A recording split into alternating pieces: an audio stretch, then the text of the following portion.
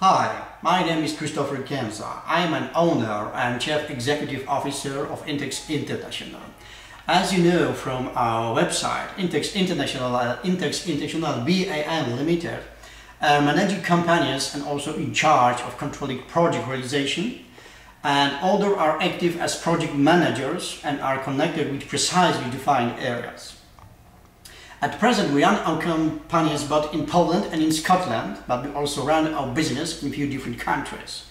In 2010, we launched our business into new markets, and our representatives will appear in the countries we have not been present yet. We have been present in the market since January 2008. We are a small company, but we are growing fast and we are entering new markets step by step. We also carry out our project and undertakings plannings for the next 5 years. Today's market is still unstable, but if we analyze the markets in different parts of the world, we can draw very interesting conclusions. For example, the New York Times summed up the competition between Japan and China at the beginning of the month. China has been growing for a decade and Japan has been decreasing for a decade. Nothing indicates it will change. In spite of the fact that analysts predict the profiteering bubble should soon burst, the American Third Avenue Value Fund is still buying shares in the market. This fund thinks that some of the Chinese companies are underestimated even of 50%. Last week, the international press published information that the government of Guinea, one of the poorest countries in Western Africa, supported by military services, was negotiated with the Chinese fund a subsidy of few $1 billion for infrastructural projects in the primary sector. The predicted value of an agreement is estimated at $7 billion, which should be a guarantee for the present government. Of course, it has political implications because it raises a question: how willing are the Chinese people to support self-appointed and adventurous African governments? Guinea has the biggest resources of bauxites, gold, diamonds, uranium and iron ores in the world. They let Guinea survive many years of international political isolation, and they led China to become a global player on the market of these resources. Last month, one of the consortiums found old oil at the shores of Sierra Leone, which makes it more possible that the rich deposit of oil is present at the shores of Ghana, throughout Ivory Coast, for Guinea. A national Chinese company is negotiating with Nigeria about purchasing the majority interest in one of the biggest oil fields in the world. This transaction may fulfill a long-standing ambition of China to be a global economic power. This step may put the Chinese company in the same range with such Western oil barons as Shell, Chevron, Total or ExxonMobil, which controls 23 fields in this region. The details of the negotiations are now widely known thanks to the letter of the President of Nigeria, Umaru Yar'Adua, to sunrise one of the companies of CNOOC.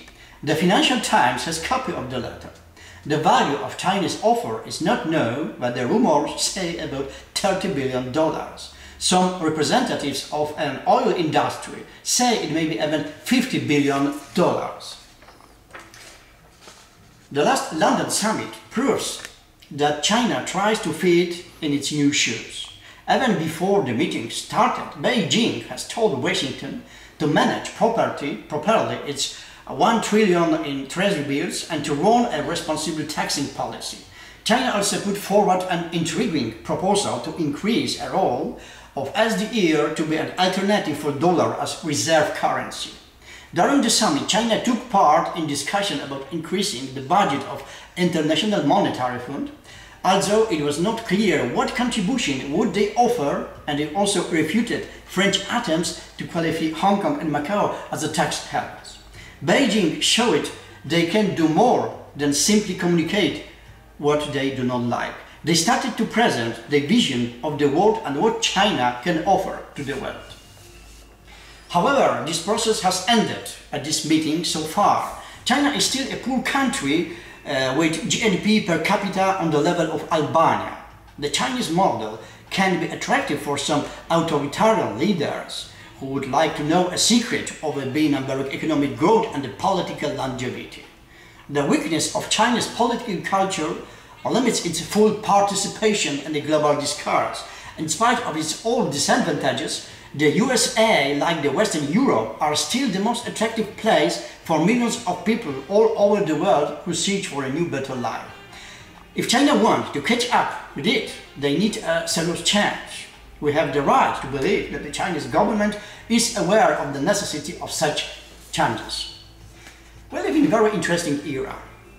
Taking into account what was said, we cannot doubt that if we run a new project nowadays, if we analyze the new markets, we should consider geopolitical analysis, because in the last decades they were indicators where we can expect an economic growth and where a decrease. What kind of project will be successful and which will be unsuccessful.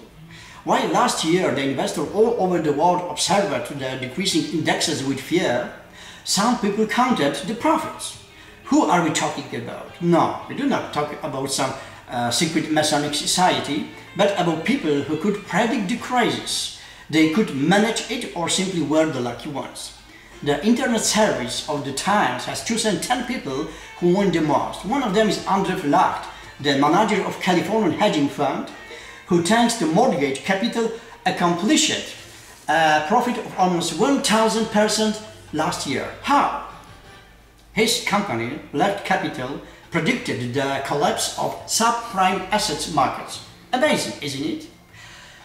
I let myself to present these thoughts to you to show you causally our strategy and to give you some idea what we take into account while carrying out new project. Time is changing, as Professor Davis said. What is happening and will be happening is an avalanche of changes. We all know that even if we work locally, we should think globally.